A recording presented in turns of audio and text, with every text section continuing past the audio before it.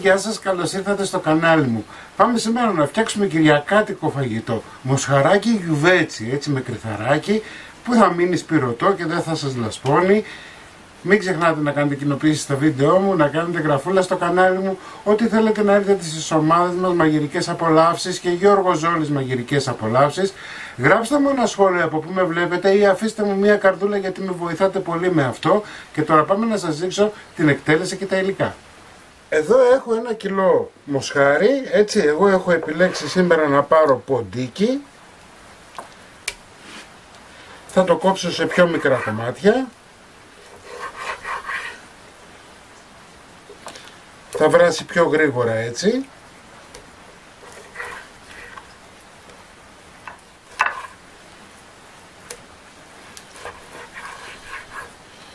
Ωραία.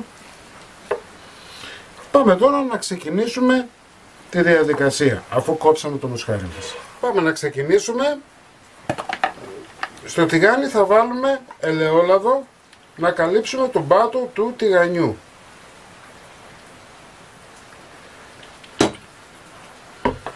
Ανάβουμε τη φωτιά μας και περιμένουμε να ζεσταθεί το ελαιόλαδο για να μπορέσουμε να θωρακίσουμε το μοσχάρι μας. Θα βάλουμε το μοσχάρι μας μέσα. Θέλουμε να το θωρακίσουμε καλά. Αφήνουμε να ξεκινήσει να θωρακιστεί, να χρυσαφίσει λιγάκι για να μπορέσουμε να βάλουμε όλα τα υπόλοιπα τα υλικά μας. Αφού περάσαμε 2-3 λεπτά θα γυρίσουμε το κρέας μας. Μπορείτε να βάλετε ελιά, μπορείτε να βάλετε σπάλα, έτσι, ό,τι κρέας σας αρέσει και θεωρείτε ότι είναι στα δικά σας γούστα.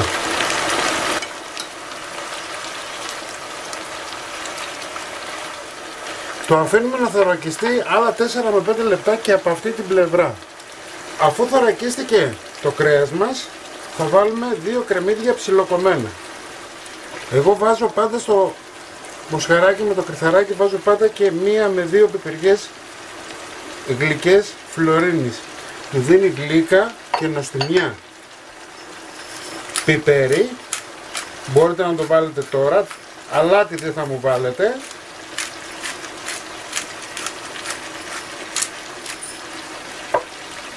Ανακατεύω λίγο και θα ρίξω και 3 σκελίδες σκόρδου. Κλασικά ξέρετε, εγώ και λίγη καπνιστή πάπρικα θα τη βάλω. Προαιρετικό είναι, όσοι θέλετε βάζετε. Λοιπόν, αφήνουμε τώρα να σουταριστούν καλά για 1 πεντάλεπτο για να συνεχίσουμε. Λοιπόν, μόλις ακούσετε αυτόν τον ήχο, που σημαίνει ότι έχει φύγει η υγρασία η πολύ, θα βάλουμε 2 κουταλιές της σούπας πελτέ, 1 κουταλιά του γλυκού ζάχαρη. Η ζάχαρη μπαίνει για 2 λόγους. Ο ένας ο λόγος είναι για να μαλακώσει το κρέας και ο δεύτερος είναι για να ρυθμίσει την οξύτητα του πελτέ. Ανακατεύουμε.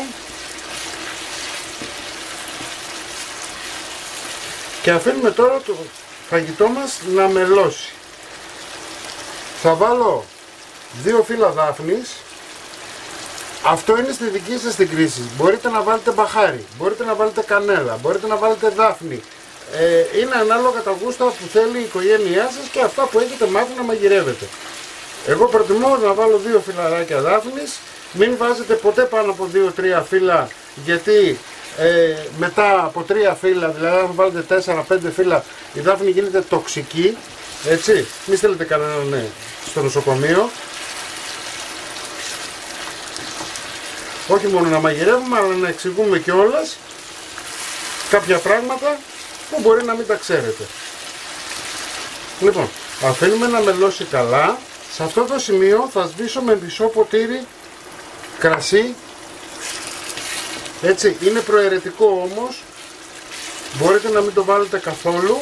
Έτσι. Θα αφήσω να φύγει το αλκοόλ. Τουλάχιστον για 2 λεπτά. Ωραία. Και σε αυτό το σημείο θα βάλω 2 ποτηράκια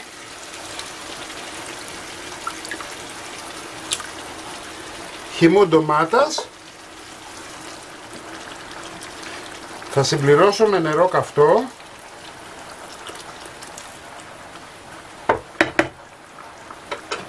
Θα σκεπάσω και θα το αφήσω να βράσει για μία τουλάχιστον ώρα, να μαλακώσει το κρέας, να γίνει ωραίο. Μισή ώρα μετά, κοιτάξτε πόσο ωραία έχει μελώσει. Θα βγάλω τα φύλλα δάφνης.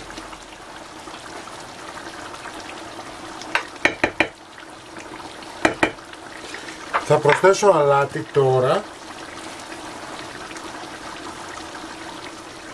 Θα συμπληρώσω λίγο καυτό νερό,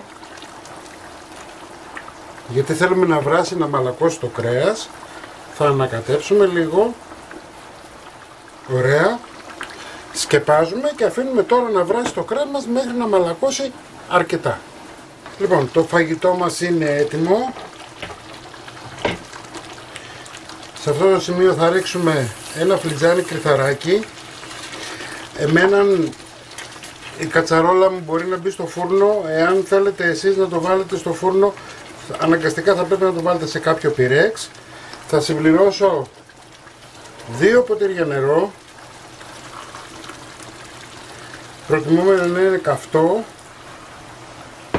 Να κλείσω λίγο τη φωτιά μου. Και άλλο ένα.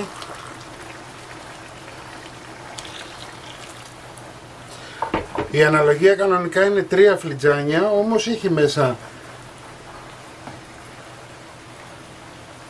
ζουμάκι, οπότε δεν υπάρχει πρόβλημα. Λοιπόν, όπως είναι τώρα, εγώ έχω ανάψει το φούρνο μου στους 200 βαθμούς αντιστάσεις, έτσι, τον έχω προθερμάνει και θα πάω να το βάλω στο φούρνο για να το τελειώσω εκεί. Το φαγητό μας είναι έτοιμο, έτσι.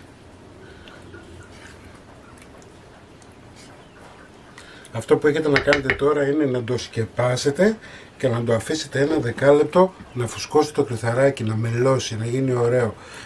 Έτοιμο, θα το δείτε στην αρχή του βίντεο. Μην ξεχνάτε να κάνετε κοινοποίηση στα βίντεό μου, να κάνετε γραφούλα στο κανάλι μου, ό,τι θέλετε να έρθετε στις ομάδες μας, Μαγειρικές Απολαύσεις και Γιώργος Ζόλης Μαγειρικές Απολαύσεις, και εμείς θα τα ξαναπούμε σύντομα με ένα επόμενο βίντεο. Γεια και χαρά σας!